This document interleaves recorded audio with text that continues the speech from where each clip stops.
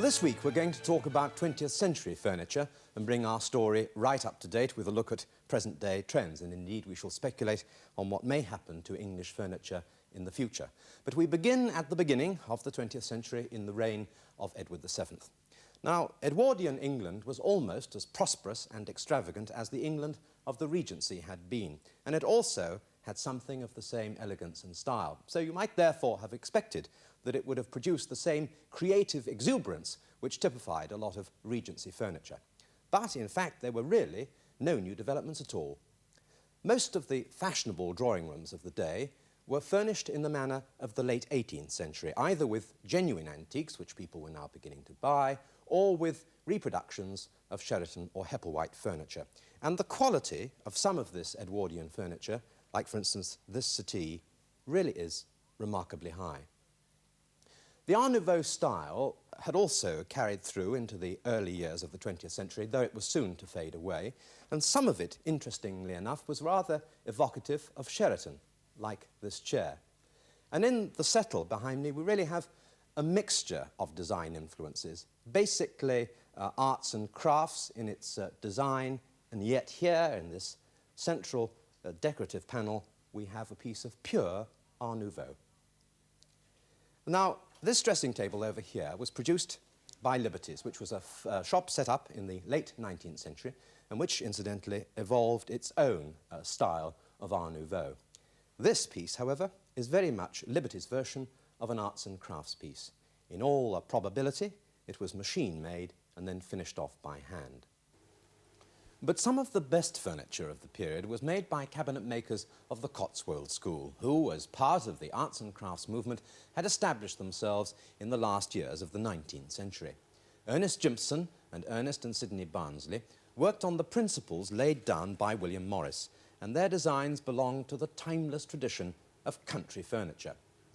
One of the basic features of their work was honesty of construction, and although they didn't object to the use of machinery in their work, if it didn't remove their pleasure in making it, they certainly believed that they had to be closely in touch with their materials at every stage.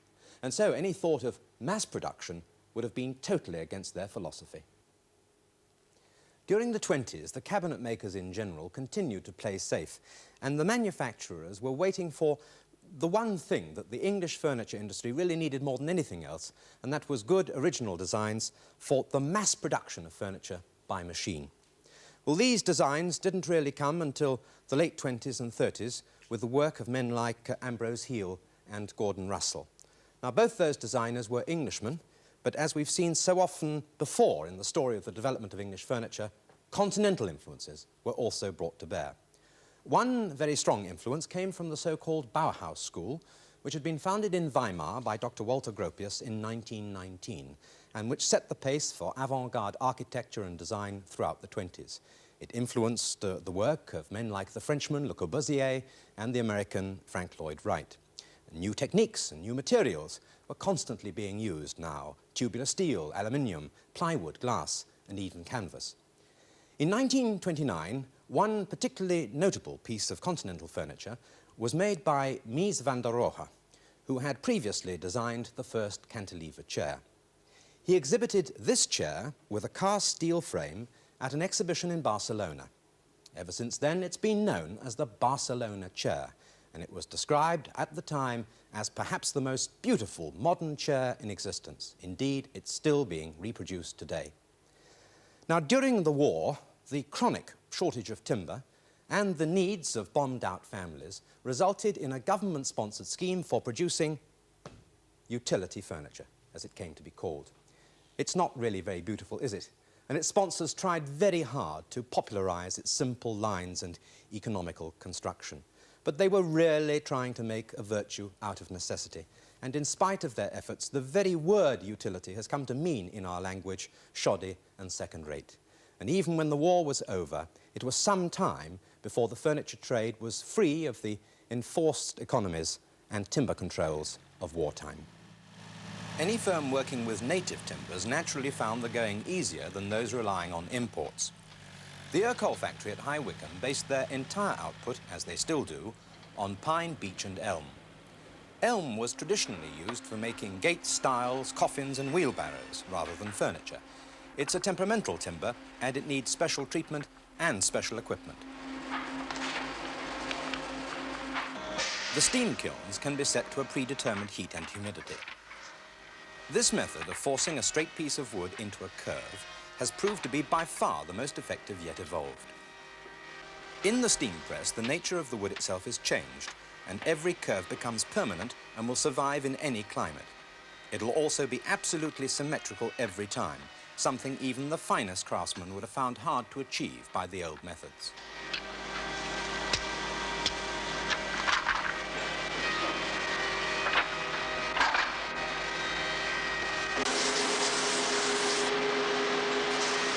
The almost mystical value some of us give to anything that's been made by hand is really a byproduct of the machine age.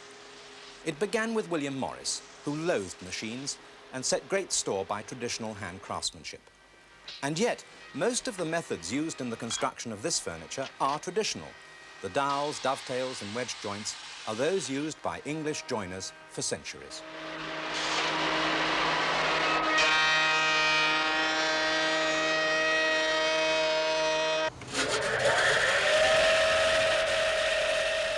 In the economic climate of today, it's the cost of labour which is crucial in determining the price of any article. A turner working by hand will take several minutes to make a chair leg, for instance. A machine can do the job in seconds. And if Morris could have seen this process, he would almost certainly have given it his blessing. He wanted to bring well-made furniture to a mass market, but he failed.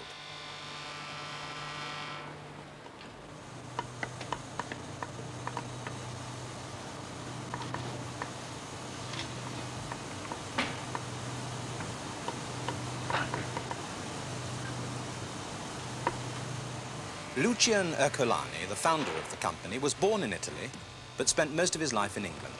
And, like Morris, he had a real love for traditional English furniture.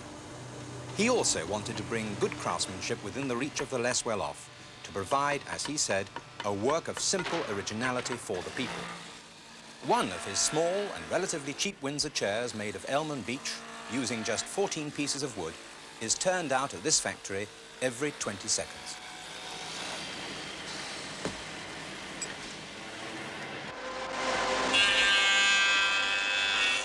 Ercolani felt strongly that the natural creativeness of his craftsmen should never be frustrated. The machines are there to take the drudgery out of repetitive work and to release his craftsmen to exploit their skills wherever that's possible.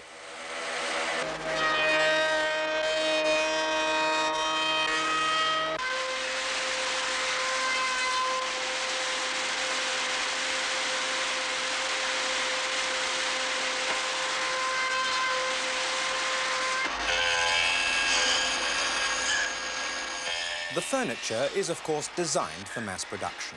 The handles and supports, fairly plain and functional, can be turned out by the machines in their hundreds of thousands.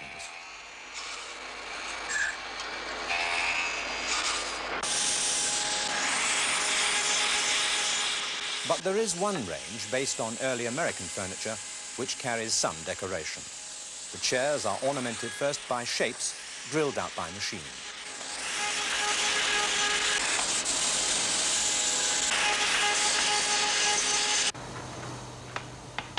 Later, the design is finished by carvers working by hand.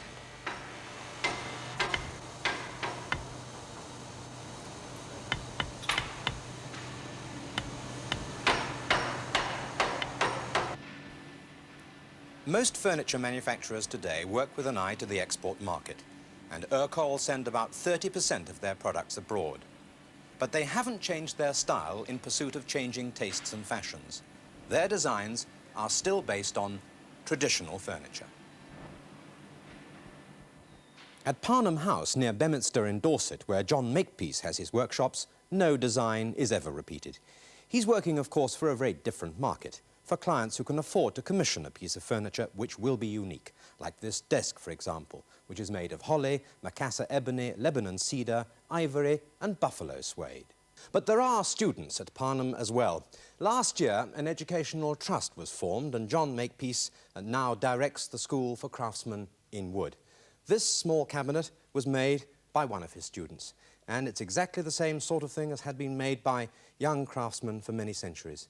It is, of course, an apprentice piece made for the appraisal of the apprentice master.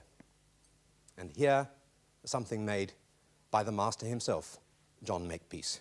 It really is a most remarkable piece of furniture in birch and spruce, plywood and acrylic. He calls it a display cabinet.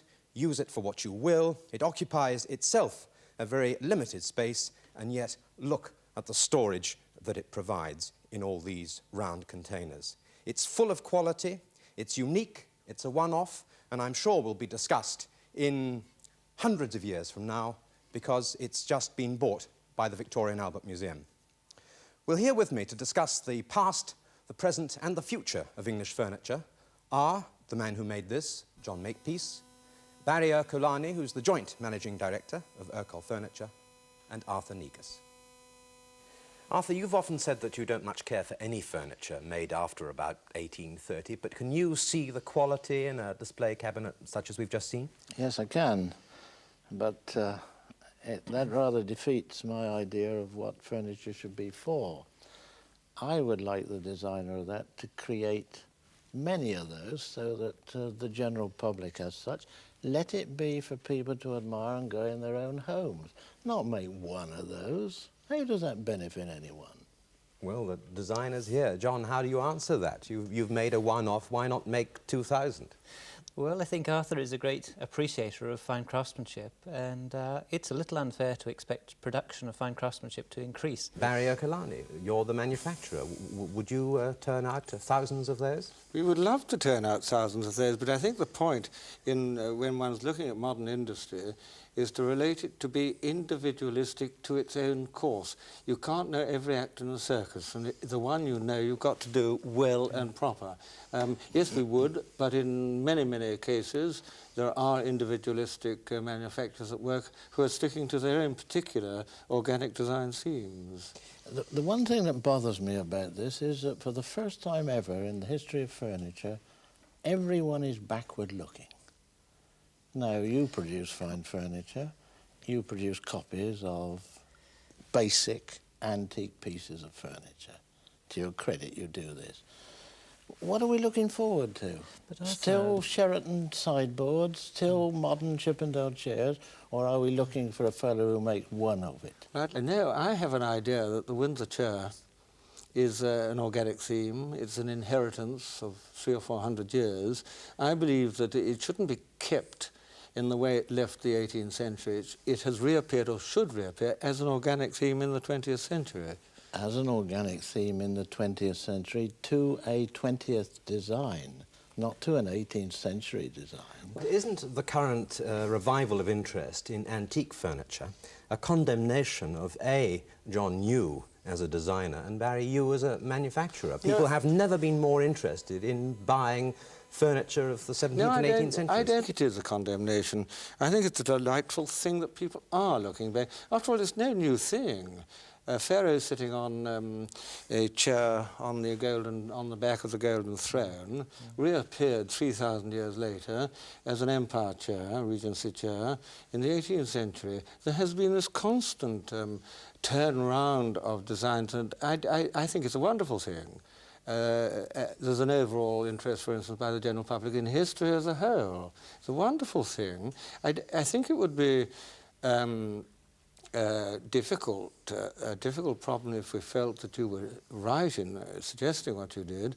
But there are, you see, we're facing a public today which gives us far greater pressure than the public placed on the public, for instance, on the manufacturers or craftsmen in the 18th century. But in science and medicine, we have progressed. I think the general feeling now is that in so many other things, in furniture, for example, we have not actually progressed. I think you're talking from the stylistic point of view, actually, because I'm all for staying as we were, if we could, as far as how a piece of furniture is made. Dovetails go back to the Egyptians or to almost to the age of prehistory. the forms of triple pin mortars and tenons, lovely word that. Also, you can see it on Egyptian bed legs 3,000 years ago. It's a way to make furniture. I think people should be very wary and more vigilant on honesty as well as style, because style can be a trap. Well, I agree with that, of course. There's a lot more honesty wanted in the production of furniture today. Now, Arthur, you said that you wanted the industry and craftsmen like John to look forward rather than back. But if they did, would people buy that furniture? Because to a large extent, what they do is governed by the habits of the market. Exactly. Well, I don't know whether people would. The only thing I know is that they haven't the opportunity of doing so, because there's no 20th century furniture. There's no furniture of 20th century designs being made. Only one have I seen. Yes, You're one. It's not quite as rare as you make out. Where is it then? It's in those places where people can survive, and in fact, in America, one would find. Well, you wouldn't suggest times, that a nice family in England have to go to America to furnish their dining room. No, as soon as families in England will in fact support the finest objects, there will be a supplier. No, but the two go hand in hand. Markets don't develop from nowhere. There has to be a demand, there has to be a maker. Yes. And people are now thinking more and more in terms of small craft industries of the highest quality. You see, it is quite interesting, this, because if we look again at that cabinet of yours, John... Well, it's beautiful. It is beautiful, but would you accept that its influence is basically Art Deco, which is of the 30s, and a lot of the furniture which Barry makes is influenced by earlier designs of the 17th and 18th centuries. There is really nothing that is of now.